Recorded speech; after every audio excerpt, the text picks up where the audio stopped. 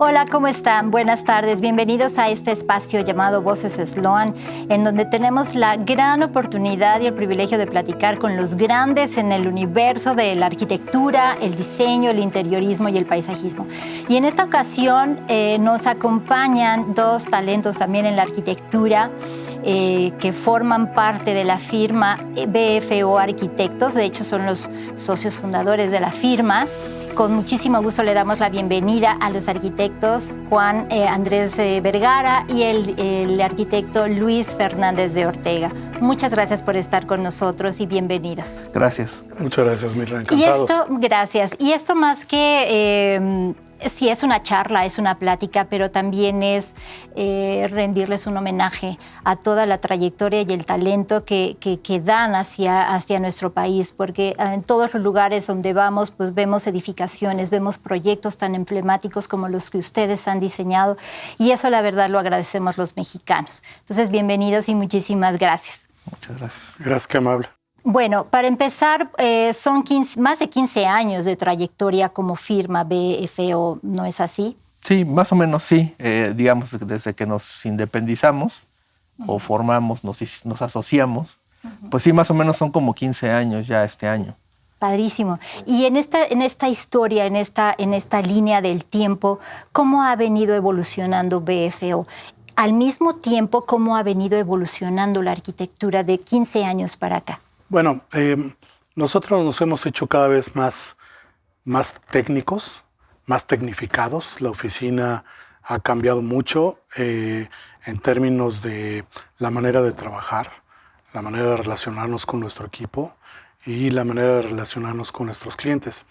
Evidentemente, el golpe que sufrimos todos con la pandemia nos hizo retomar la idea del trabajo en casa. Nos forzó, nos empujó, no solamente a nosotros, sino pues a todo el mundo, a revalorar y revisar las posibilidades. Y encontramos que la tecnología nos ha ayudado mucho en ese sentido, muchísimo, ¿no? Entonces, en realidad ahora trabajamos casi que más en casa que juntos. La arquitectura también pues ha sufrido, digamos, la cantidad de trabajos que hay se ha reducido, el mundo está cambiando, está evolucionando, los edificios de oficinas, que antes era como el pan de cada día para nosotros, pues también se han detenido, se ha repensado la manera de trabajar. Entonces, esos proyectos han evolucionado o empiezan a evolucionar hacia poder integrar nuevas maneras de trabajar, más frescos. Empieza a haber otro tipo de certificaciones como el wellness, como tener mejores calidades de aire, todo es más sustentable. Nosotros somos LEED Accredited Professionals desde el 2004. Entonces, hemos estado siempre como en esta punta de la ola de la innovación para generar una mejor manera de trabajar. Lo mismo sucede ahora en las casas, ¿no? En los departamentos. Hacemos mucha habitación vertical y también cada vez más estamos llegando a la necesidad de poner espacios para trabajar dentro de los departamentos, cosa que antes no era prácticamente inconcebible. La integración de terrazas, la posibilidad de abrir más ventanas, etc. La gente busca mucho más salud, mucho más tranquilidad y con los medios tecnológicos que hoy existen, la gente puede trabajar muy tranquila en casa y puede comunicarse con sus equipos. Y ahora estos equipos se han expandido, no solo por todo el país, sino por todo el mundo, ¿no? Nosotros tenemos gente que trabaja con nosotros pues en varios países. Entonces, se ha hecho muy interesante porque a pesar de la distancia, nos sentimos a veces más cercanos entre el equipo. Claro, y esto me lleva a pensar, y bueno, has comentado estas palabras claves que me llaman mucho la atención. Una es la sustentabilidad, otra es el cuidado de las personas, etcétera. Entonces, esto requiere de un gran compromiso, tanto para ustedes, también para nosotros, que somos quienes habitamos esos espacios. Entonces, ¿cuál es ese compromiso de ustedes como firma importante de arquitectura en México hacia México? Pues mira, nosotros, digamos, vemos la arquitectura desde varios ángulos distintos, ¿no? Muchas veces se piensa que la arquitectura es solamente la calidad o cualidad estética de un edificio. En realidad tiene otras muchas cosas por detrás que hay que pensar y valorar cuando estás haciendo un edificio, sobre todo los edificios que impactan a las ciudades. Entonces hay una responsabilidad social. Yo siempre digo que la arquitectura es una de las acciones políticas más genuinas, aludiendo a la polis como la ciudad, ¿no? Entonces, vemos los proyectos desde esa perspectiva. ¿Cómo es esa interacción con la ciudad, por un lado, a nivel macro, el entorno, cómo está el edificio, o el diseño o el proyecto que estamos haciendo, en un entorno y ubicarlo en ese entorno, hacerlo que esté arraigado ahí, por un lado, y que la gente lo reconozca como un elemento más de la imagen urbana a nivel general. Y a nivel personal, pensamos mucho también en el bienestar de las personas desde muchos niveles distintos. No solamente el confort ambiental, sino también la parte de interacción social. Hacemos muchos proyectos de departamentos y entonces para nosotros es muy importante que las personas puedan interactuar de una manera fluida dentro, digamos, de un proyecto, de un edificio, ¿no? Ahora, hace un momento hablaban de cómo ha cambiado la arquitectura y yo creo que la pandemia vino a acelerar algunos procesos que se venían dando, como la reivindicación de los espacios abiertos. Es decir, antes era, digamos, esta visión de agotar hasta el último centímetro cuadrado, ¿no? De posibilidades de construcción por un tema económico. Y hoy en día, algo que nosotros hemos venido promoviendo desde siempre, que es que no solamente es la cantidad, sino la calidad del espacio que estás diseñando, que también tiene un valor que a las personas le otorgan. Entonces, eso creo que ha venido a acelerar ese proceso de entendimiento de que los espacios tienen que ser mucho más ricos, enriquecedores y vivenciales de lo que eran antes. Entonces, esta reivindicación de la cualidad del diseño para darle a las personas no solamente un bienestar psicológico, sino ambiental y también de nivel social, ¿no? Exacto. Y esto, bueno, estamos hablando, tú estás mencionando el tema, por ejemplo, de las personas que vivimos en nuestros hogares, en nuestros departamentos, en nuestras casas o hasta en los espacios abiertos. Se agradece también el hecho de que cada vez se involucra más el tema de la naturaleza, lo verde dentro de las instalaciones. Yéndonos hacia los temas, por ejemplo, a los edificios grandes como los hoteles, las edificaciones muy altas, corporativos, oficinas, etcétera. La mayor parte de las personas, después de la pandemia ya cambió un poquito, pero pasamos la mayor parte de las personas en nuestros lugares de trabajo. Pasamos casi todo el día y regresamos a casa y estamos con familia y nos regresamos otra vez. ¿Cómo está este tema que me parece muy interesante y que está ahorita muy en boga y que es de gran importancia, no solamente hablar del tema de sustentabilidad, sino también hablar del bienestar de las personas, como es el wellness, el well-building? ¿Cómo integran ustedes estos aspectos del cuidado de las personas en sus proyectos? Bueno, es muy interesante la pregunta porque antes uno pensaba solamente en espacios, en metros cuadrados, en levantar muros, en hacer ventanas, pero cada vez más estamos enfocados primero en integrarlo al contexto, en que la gente tenga la posibilidad de estar viviendo no solamente el espacio pequeño, sino el exterior. Entonces, ¿cómo estar trayendo ese exterior a que sea vivido desde el interior de los departamentos, de las oficinas, ¿no?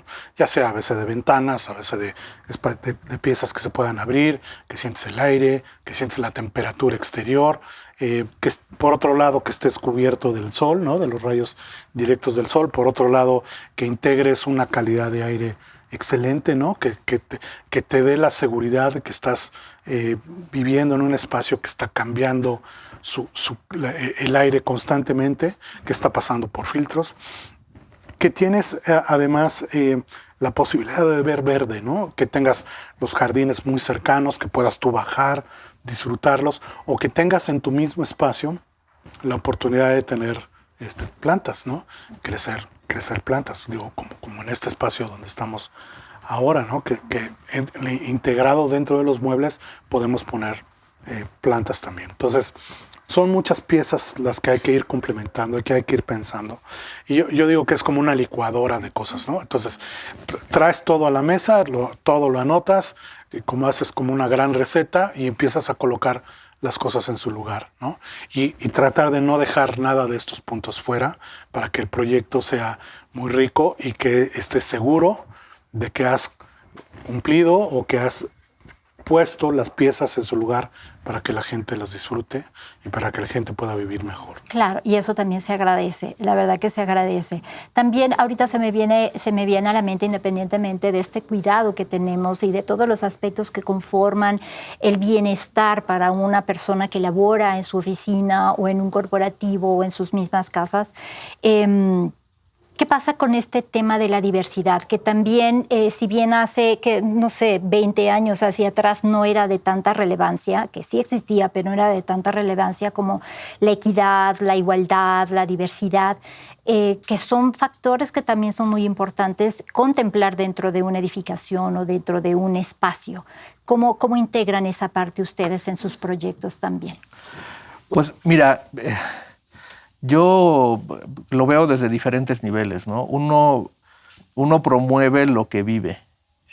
Nosotros en la oficina creo que en ese sentido hemos sido siempre, digamos, muy acogedores de la diversidad de las personas. No importa de dónde vienen o cuál es su background de estudiante o de qué universidad, nunca ha sido relevante. Apelamos más al valor que la persona puede tener, ¿no? Entonces, desde ese lugar o desde ese principio es que también enfocamos los proyectos, ¿no? Es decir, vemos a las personas, digamos, como un ente, que cada uno tiene sus propias necesidades y sus propias maneras de reaccionar o sus propias perspectivas de un lugar de trabajo o de la vida misma, ¿no? Entonces, de esa manera vemos los proyectos como una plataforma que promueva, digamos, los valores que cada persona tiene y que cada persona puede ser mejor dentro de un espacio a través de lugares que les permiten, digamos, sentirse que pueden promover su forma de ser de una manera libre y abierta. Entonces, con los clientes tratamos mucho estos asuntos, sobre todo cuando se trata de lugares de trabajo, porque pues es en donde más se puede dar esta mezcla, ¿no? Y vemos la manera en la que podemos integrar necesidades, por ejemplo, laborales, ¿no? Lugares para mamás que necesitan un espacio cuando están, digamos, amamantando al bebé y requieren de un espacio especial, existe. Para personas que tienen limitaciones de movilidad, lo mismo, ¿no? Para quienes tienen dificultad para ver, ciegos y tal, pues también están incluidos en todo este proceso de diseño, ¿no? En el que facilitamos que las personas puedan vivir libremente dentro de los espacios que diseñamos y de esa manera pues promover, digamos, que no existe una diferencia ya sea física o de alguna limitación de algún tipo, o inclusive que tenga alguna característica que lo haga un poco distinto al promedio de las personas, ¿no? Para no hablar de alguna cosa en particular, sino en general. Y tratamos de ser muy incluyentes en eso, ¿no? Desde la parte de la movilidad, audición, visual, etcétera. Estamos siempre pensando en eso y trabajamos con gente que es experta también en esta materia, ¿no? Que nos ayudan a que lo que nosotros estamos proponiendo sea realmente algo que les sirva a las personas, ¿no? En lugares nosotros estamos inventando nada más. Claro, y a lo mejor como cliente no pasa por nuestra mente contemplar ese tipo de detalles, ¿no? Y ahí está como la importancia de generar esa cultura también en los clientes, porque quizás no la tienen en mente todavía, ¿no? Sí, lo que sucede es que es un proceso. Cuando un cliente nos habla para algún proyecto, tienen una idea general de lo que quieren. Y nosotros lo que hacemos es vamos guiando esa necesidad para que vayan entendiendo mejor esas necesidades que tienen, no solamente del espacio de trabajo, sino estas otras cosas de las que hablamos, ¿no? El bienestar de las personas, que se sientan a gusto. En fin, hay un montón de factores de psicología ambiental que están incluidos en el diseño y que hay que tomar en consideración. Entonces es un aprendizaje, digamos, cíclico, en el que hablamos con un cliente y entonces analizamos las cosas, les damos algunas ideas, ellos nos retroalimentan con otras y de esa manera vamos enriqueciendo el proyecto hasta que llega un punto en el que, digamos, llegamos a un objetivo en el que ni ellos mismos sabían que era lo que necesitaban, ¿no? Claro. Eso es lo más emocionante del diseño. Sí, es un trabajo en conjunto definitivamente, ¿no? Realmente ustedes son como que los hacedores de sueños, los traductores de las necesidades a cosas reales, ¿no? Exacto. Y totalmente complementario, ¿no? Exacto. Nosotros no estamos como para inventar el hilo negro, estamos para guiar a nuestros clientes. Nuestros clientes tienen esos sueños, tienen una manera de expresarlos y nosotros tenemos que ser lo suficientemente inteligentes como para entender lo que está detrás de los mensajes que nos dan, para traducirlos en propuestas de diseño e ideas que satisfagan esas necesidades que al final de cuentas logran un conjunto armónico de diseño y complementario todo el tiempo. Qué padre, qué padre, qué padre. Algo que me llamó mucho la atención ahora que los estuve leyendo, me encantó esto que encontré en su página, en donde dice que son pioneros en la arquitectura sustentable.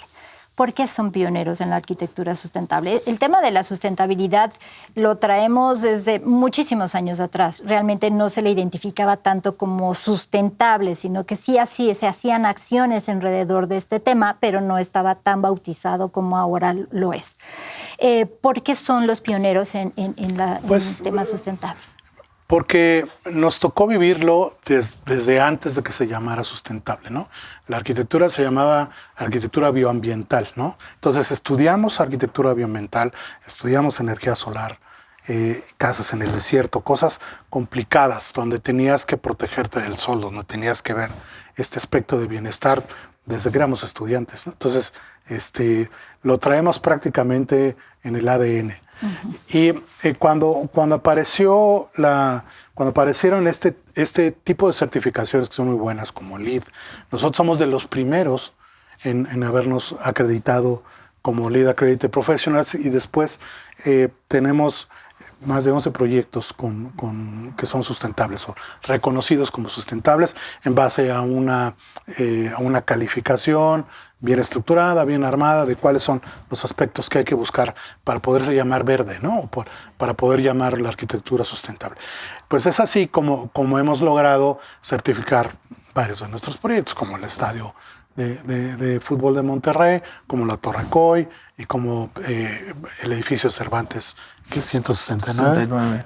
El edificio de Bayer, por ejemplo. El HCBC. El HCBC. Son proyectos donde nosotros hemos empujado, donde nosotros hemos llevado a los clientes a tomar decisión de si vamos a certificarlo, porque efectivamente existe esta tendencia en el mundo donde las empresas quieren ser el mejor lugar para trabajar y quieren cumplir con esa responsabilidad social, porque son empresas que tienen pues algunas más de 100 años y buscan estar vigentes otros 100 años, ¿no? Entonces tienen que responder a esta posibilidad de manejar mejor sus acciones, que es la construcción de sus edificios, ¿no? Claro. O sus fábricas o lo que sea. Entonces nosotros somos de los primeros en haber logrado certificaciones como el HCBC. Y por otro lado, también promovimos mucho dentro de nuestra empresa el que nuestros arquitectos se acreditaran como LEED Accredited Professionals. Entonces, promovimos a más de 20, que son como 25 arquitectos que hoy en día son LEED Accredited Professionals y que algunos ya no están con nosotros, tienen sus propias empresas o trabajan para otras empresas, todos en el ramo de la sustentabilidad, ¿no? Entonces, como te decía, hemos empujado y hemos sido en la punta de la ola para poder promover la sustentabilidad en la arquitectura en México. Claro. Esto yo creo que también es un tema de cultura. Y es un tema de cultura y de educación desde que somos pequeños, ¿no? Sin embargo, pues esta educación y esta cultura alrededor de la sustentabilidad pues no estaba no tenía tanta importancia como lo tiene ahora. Hablando del tema sustentable en México, ¿en qué lugar estamos aquí en México en cuanto a ese tema? ¿Qué tanta importancia le estamos dando al tema sustentable en México? Pues yo creo que cada vez más. Mira, nosotros, como decía Juan Andrés hace un momento, esto pues lo venimos trabajando de una manera sistemática probablemente desde el año 2000 o tantito antes, porque hay una historia alrededor de un proyecto que estábamos trabajando para un cliente que estaba desarrollando un edificio para rentarlo, un edificio especulativo como inversión de familia. Y en un momento dado se vio la oportunidad de que un cliente, una empresa transnacional, Ford Motor Company, tomara el edificio. Pero para que eso sucediera tenía que cumplir con una serie de requisitos ambientales. Y desde entonces ellos ya traían este tema de LEED. Todavía no existía, era una versión beta en aquel entonces.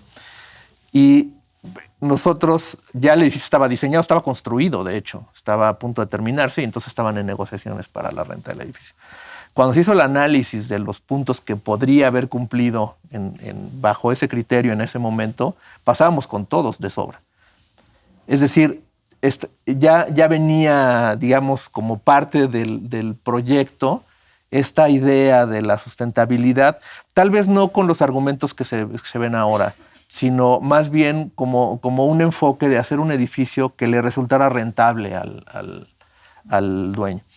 Y esa es la base, yo creo, del éxito de la sustentabilidad en México, que se ha adoptado como un tema que tiene un beneficio económico no solamente para el que lo habita, sino para el que lo construye. Y entonces yo creo que en función de lo que sucede en otros países, yo considero que México está en una muy buena posición. Es decir, adoptamos este sistema muy pronto y eso ha permitido que haya muchos edificios, mucha gente que se dedica a estos temas y cada vez es más consciente. Los clientes ya lo tienen como un requisito, el que si bien a veces no lo van a certificar, sí que cumpla con criterios ambientales que les permitan a ellos también beneficiarse del asunto, ¿no? Ahorita hablamos de Cervantes 169, un edificio de oficinas que está por aquí cerca y que era, digamos, una inversión familiar, ¿no? No era esta versión especulativa. Entonces, para ellos era muy importante que el edificio recuperara el valor y mantuviera su valor a lo largo de la vida del edificio, porque al final de cuentas era patrimonial o es patrimonial. Y entonces con esa perspectiva, ellos, los inversionistas o los dueños, no tenían mucha idea de lo que era LEED y la certificación. Nosotros hablamos con ellos y se convencieron de que era una buena cosa para su inversión. Y hoy en día, te puedo decir, el edificio se terminó en 2017, tiene 5 años operando, y han tenido, digamos, se llenó muy rápido en un mercado muy competido en aquel entonces, ¿no? Por los beneficios que tenía, no solamente del diseño, sino de la parte ambiental. Entonces, regresando a tu pregunta, yo creo que estamos en México en una muy buena posición respecto a lo que se hace en otras partes del mundo. Sí, y cada vez hay más arquitectos que están acreditados y cada vez hay más empresas y ahora hay carreras profesionales que están dedicadas a la sustentabilidad. Hay ingenierías, hay arquitectos especializados. Entonces, es un círculo virtuoso que va creciendo y va creciendo y que cada vez genera mejores edificaciones, ¿no? Creo que ese es el punto. Además de que estamos metidos en un problema global, ¿no? Que es la idea esta del calentamiento global que nos atañe a todos y que nosotros como arquitectos somos responsables de un alto porcentaje de los problemas inherentes o que generan el calentamiento global, ¿no? Los edificios, las ciudades generan el 70% de los contaminantes en el mundo. No es la industria, no son los vehículos, son los edificios. Entonces, mientras hagamos edificios que sean más eficientes, entonces tenemos un efecto fuerte en la lucha contra el calentamiento global. Claro, y pensando ahorita en lo que nos están comentando, ¿ustedes usan alguna fuente de energía alternativa? ¿O qué pasa con la huella de carbono, quizás de los materiales? No sé, ¿qué pasa en ese tema que impactan directamente a nuestro planeta? Pues mira, hay varias maneras de acometer el asunto. Uno es, lo primero que hablamos hace un momento, es esta idea de la pasividad en el diseño. Es decir, cómo diseñas el edificio, lo orientas para que la ganancia térmica y energética que tiene el edificio sea la menor posible. Entonces, aprovechar la mejor cantidad de luz posible, cubrirte de las orientaciones que te generan radiaciones al interior Entonces, una vez que tienes una primera idea de cómo debería estar planteado el edificio y reducir en la medida de lo posible las ganancias térmicas y maximizar la entrada de luz, a partir de ese momento empiezas a utilizar dispositivos que te permiten, a través del cristal, por ejemplo, tener mucha luz y poca ganancia calórica. Entonces vas diseñando, es como una cebolla, le vas diseñando capas, ¿no? Y el último recurso, pues suelen ser bonos de carbón u otras cosas que depende de a dónde quieras llegar con el nivel de disminución. Pero es muy frecuente utilizar paneles solares, calentadores de agua, en fin, hay estos dispositivos.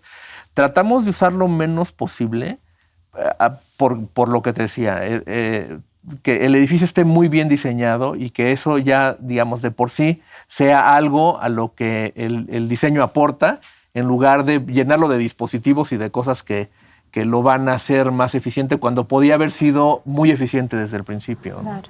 Uh-huh. Sí, de manera más pasiva. Y en cuanto a los materiales, pues ese es un campo de acción muy fuerte, ¿no? Toda la industria de fabricación de muebles y de materiales de construcción también se ha volcado a la sustentabilidad y al reciclaje, ¿no? Entonces, como ves aquí, pues los materiales con que está hecho, casi prácticamente todo es reciclado.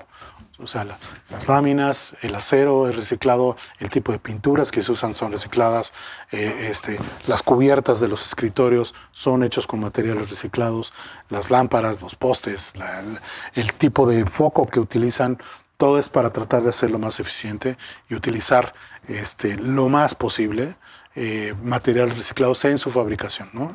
Entonces entramos al ciclo que se llama de la cuna a la cuna, ¿no? Es decir, que los materiales cumplen un ciclo desde que nacen, cómo se van dispersando, cómo se van convirtiendo en piezas para construir, después cómo se dispone de ellos, cómo se demuelen, cómo se vuelven a pulverizar, cómo vuelven a regresar en forma de otros materiales que pueden ser utilizados quizás de la misma manera o quizás de otra manera en la construcción, ¿no? Entonces la idea es tratar de generar lo menos posible la creación de material nuevo, ¿no? Para que los materiales estén siempre cumpliendo un ciclo regenerativo, ¿no? Y que impacten lo menos posible en nuestro medio ambiente. Ahora, ¿qué pasa con el tema del agua? También es independientemente del impacto ambiental que generamos o que se generan con ciertos productos y que dañan a nuestro medio ambiente, ¿qué pasa con el tema del agua? El tema del agua es uno de los recursos más preciados que tenemos y que también es un problema inherente que tenemos en nuestro México. Sí. Entonces, ¿cómo involucran el tema del agua, que es un tema tan importante en sus proyectos de edificación o sus proyectos de construcción? Pues mira, lo primero es, otra vez, disminuir en la medida de lo posible el consumo. A través de muebles de ultra bajo consumo, a través del tratamiento de agua, de captación de agua pluvial, de reutilizar esa agua que puedas estar desechando a través de una planta de tratamiento y dándole un segundo o hasta tres vueltas al agua, ¿no? De esa manera, digamos, tú tienes un agua potable que de repente se puede convertir en agua gris o agua negra, la tratas, la regresas como agua gris, la vuelves a tratar y entonces la utilizas para riego. Entonces, de esa manera vas quitando de lo que se llama las descargas al drenaje, ¿no? Entre menos descarga tienes, quiere decir que estás tú absorbiendo toda el agua posible. Los sistemas de aire acondicionado utilizan agua también, que es agua tratada, no se utiliza agua potable. Entonces, de esa manera vas autoalimentando al edificio en un ciclo o en un mantenimiento de un ecosistema, digamos, que es producto del agua. Entonces, disminuimos en la medida de lo posible el uso de agua potable, la que viene de la red, y tratamos de reutilizar tanto como sea posible el resto de las aguas. Para eso es esencial tener, digamos, dispositivos que te ayuden a que esa agua se aproveche de la mejor manera posible, ya sea a través de ultra bajos consumos o las llaves de los lavabos o lo que se utiliza, que realmente no dependan tanto de la interacción humana, sino casi que son automáticos, ¿no? De manera que alguien no puede dejar olvidada la llave abierta, sino el propio dispositivo hace que eso funcione correctamente, ¿no? Entonces, tratamos también que eso suceda de esa manera para que no haya estos descuidos o haya estos errores que involucran a las personas. Perfecto. Sí, volvemos al uso de la tecnología, ¿no? La tecnología hoy en día nos permite ser más inteligentes en el manejo no solo del agua, sino de la energía eléctrica, ¿no? Entonces, por ahí alguien decía que la energía más barata es aquella que no se genera. Es decir, la que no necesitas generar porque no la estás utilizando, ¿no? Entonces, mientras menos utilices, necesitas generar menos energía. Por lo tanto, el costo de la generación global de energía es menor, ¿no? Entonces, hay que ser más eficientes en todo. Y el agua es un punto focal de todo esto, ¿no? Y nosotros que vivimos en la Ciudad de México, donde de por sí pues tenemos un problema muy fuerte que es la altura y que tenemos que traer agua de otros lugares, etcétera. Entonces, tenemos que ser capaces de reciclar lo que utilizamos para evitar traer agua de otros lugares en la medida de lo posible y así reducir el impacto del costo de todo esto. Bueno, y para ir cerrando un poquito con todos estos temas interesantes de los que hemos platicado y que nos han platicado sus experiencias, ¿cómo ven ustedes como arquitectos el panorama de la arquitectura en México? ¿Cómo lo ven hacia un futuro? Bueno, nos hacen mucho una pregunta parecida, ¿no? Donde quieren saber, ¿estamos bien? ¿Estamos en los primeros lugares? Yo creo que el mundo es globalizado ahora, la comunicación es general. Nosotros vemos construcciones que hay en todos lados, de todos lados ven lo que nosotros hacemos. Yo creo que tiene que ver todo con el desarrollo del país, el nivel de desarrollo del país. En cuanto el país tiene desarrollo, pues surge la necesidad de hacer arquitectura, surgen necesidades, vivienda, industria, comercio, oficinas, usos mixtos, estadios, teatros, cultura, ¿no? Entonces, pues todo se refleja en la arquitectura. Entonces, mientras haya desarrollo, hay arquitectura. Mientras no haya desarrollo, la arquitectura, como muchas cosas, sufre. Claro. ¿Y qué les dirían ustedes a las generaciones nuevas de arquitectos? Y bueno, no solamente a las generaciones nuevas de arquitectos, porque creo y confío y estoy segura de que ya traen este chip instalado del tema sustentable, del cuidado de las personas, el impacto ambiental, todo esto que hemos estado hablando. ¿Qué les dirían a las futuras o a las nuevas generaciones de profesionistas? Pues yo creo que hay un tema que yo veo de manera recurrente, que es esta idea de que la tecnología sustituye al talento, ¿no? Veo mucho en todas partes, en redes sociales y tal. Primero confunden a la arquitectura con hacer una imagen, ¿no? Creen que hacer una imagen es hacer arquitectura y eso no es así. Entonces, yo creo que desde mi perspectiva es no dejarse guiar por el espejismo, digamos, de la tecnología y que esto viene a solventar el talento. El talento es algo que uno tiene que utilizar y la tecnología es una herramienta, no es un fin, ¿no? Entonces, desde ahí yo creo que la recomendación sería que utilicen las herramientas de manera inteligente. Por lo menos yo pasé mi carrera dibujando a mano, no había ni siquiera computadoras, ¿no? Ahora la inteligencia artificial te crea una cosa de la nada a partir de lo que tú le explicas. Y entonces nos vamos con el espejismo que eso va a sustituir a los arquitectos, ¿no? Que tú le pides a una computadora que haga algo y la computadora te diseña y te lo hace más o menos como tú dices, y no solamente eso, sino genera una lista de materiales y requerimientos y los manda y entonces ya lo hacen y te construyen tu casa y te la entregan. Y eso no es hacer arquitectura, por lo que decíamos al principio. La arquitectura involucra muchos aspectos que una computadora, por muy bonita imagen que te presente, no toma en cuenta. Y una de ellas es lo que decíamos hace un momento: el entorno, las personas, la sociedad, la relación con el entorno. No solamente eso, características que son inherentes a la arquitectura, como la economía, cuánto te va a costar, en fin, hacer el uso racional de todos estos elementos que forman parte de un edificio. Y eso no lo hace una inteligencia artificial. Entonces, no dejarse llevar por ese espejismo, sino realmente tener todas estas cosas en conciencia, que es lo que yo creo que hace a un buen diseñador. Claro. Sí, por otro lado, yo veo que hay un mensaje para las universidades, ¿no? Los arquitectos tendemos a pensar que somos artistas y que pues todo surge de la inspiración divina, ¿no? Pero pues tampoco es así. Cada vez más vemos la necesidad de que la gente esté preparada de muchas especialidades, ¿no? De los arquitectos que yo conozco, amigos míos, pues pocos se dedican a hacer arquitectura como la nuestra, a diseñar, ¿no? Sino que hay muchos otros campos de especialización, entre ellos la sustentabilidad, ¿no? Puede ser un tema fuertísimo, lleno de cosas que hay que aprender, que hay que dominar para poderlas regresar a retroalimentar a un arquitecto diseñador, ¿no? Entonces, creo que es muy importante que estén muy preparados, que sean muy profesionales, que sean muy sistemáticos, y eso creo que es una labor muy fuerte que tienen que hacer las universidades, ¿no? Nosotros hace años lanzamos un reto creo que fue en la Ibero o en la Autónoma de Nuevo León, les decía yo, o en Yucatán, la Universidad Autónoma de Yucatán, el reto BFO.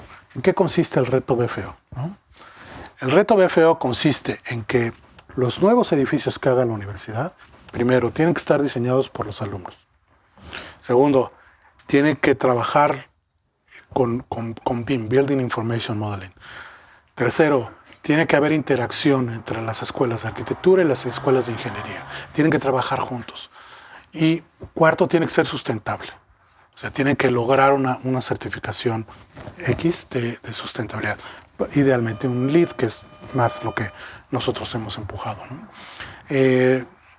Lo platicamos, o yo lo platico cada que me invitan a dar una conferencia, una charla con estudiantes y con maestros, y veo entre los maestros y la universidad que no están preparados, ¿no? Y que no lo ven como una necesidad. Y cuando salen de la universidad, pues esa es la vida real. A eso se enfrentan, a trabajar en equipo, en hacer cosas sustentables, a implementar lo que se necesita de cada una de las especialidades en un solo proyecto y lograrlo realmente certificar de veras, ¿no? Ahora, la Autónoma de Yucatán me invitó a dar una plática que va a ser pronto, una charla, y ellos ya están haciendo algunos edificios con esa idea, ¿no? Entonces, ya ha tomado, yo te diría, unos 10 años desde que empezamos a hablar de eso, pero creo que es un enfoque mucho más holístico el que tienen que aprender los alumnos. Al mismo tiempo tienen que ser especialistas, ¿no? Y aparte porque tienen un gran compromiso con nuestro México, eso definitivamente, y con el planeta. O sea, sí es un gran compromiso como arquitecto el que ustedes tienen y que la verdad a mí me parece admirable. Toda la labor que ustedes hacen sí traen un gran compromiso, las nuevas generaciones. Sobre todo que lo vean conscientemente, ¿no? Exacto. O sea, porque muchos, y eso nos pasa a todos, ¿no? Los arquitectos tenemos un ego enorme. Y entonces queremos que todo el mundo reconozca el trabajo y reconozca nuestro nombre y que vean y tal, como lo hacen grandes arquitectos estrella alrededor del mundo. Pero yo considero que hay un lugar para cada quien. Si uno quiere ir a ese ámbito, pues tiene uno que hacerlo de manera consciente, ¿no? Y por otro lado hay otra arquitectura, que es la arquitectura que la mayoría de la gente consume, que es la que hace las ciudades, ¿no? Entonces, uno ve en las revistas, en los medios, en redes sociales y tal, ves pues, las grandes obras de arquitectos a lo largo y ancho del mundo, ¿no? Entonces uno dice, bueno, pues yo admiro a tal o cual arquitecto porque hace unas cosas increíbles. Sí, pero frente al universo de lo que es la arquitectura, es muy poco. Y un país como México tiene otras necesidades, tiene necesidades mucho menos, digamos, proclives a ese tipo de arquitectura. No porque no se puedan hacer, sino porque en realidad tenemos necesidades un poco más básicas que hay que cubrir antes de llegar a ese punto un poco más, no quiero decir banal, pero un poquito más superficial, ¿no? Entonces, como que hay que quitarse esa idea de la cabeza, y no es por limitar a alguien que no piense en grande, al contrario, sino hay que pensar con lo que tú decías, en la responsabilidad que tiene construir un edificio que va a habitar una ciudad, que va a ser en una calle, que va a ser en una colonia, que va a ser en un distrito, y que eso le da cara a las ciudades, ¿no? Entonces, esa es la responsabilidad con la que hay que ver los Exactamente. Exactamente, sí, es un gran compromiso de las nuevas generaciones y pues bueno, cada vez vemos más nuestra ciudad pues se va tornando como que más gris, ¿verdad? Y menos verde. Sí. Entonces yo creo que es como mantener ese equilibrio entre la gran ciudad que somos, porque somos una gran ciudad, sí. En equilibrio con lo verde, con la naturaleza, ¿no? Entonces se agradecen los espacios verdes también y se agradece ver edificaciones tan emblemáticas como las que ustedes han diseñado y que son hermosas y que le van muy bien a la Ciudad de México, ¿no? Entonces yo creo que sí, uno de los objetivos principales es seguir construyendo un México de calidad como ustedes lo hacen. ¿Cómo te defines en pocas palabras? Como arquitecto. Bueno, yo creo que me defino como una persona que le gusta ver los problemas desde una perspectiva del reto, ¿no?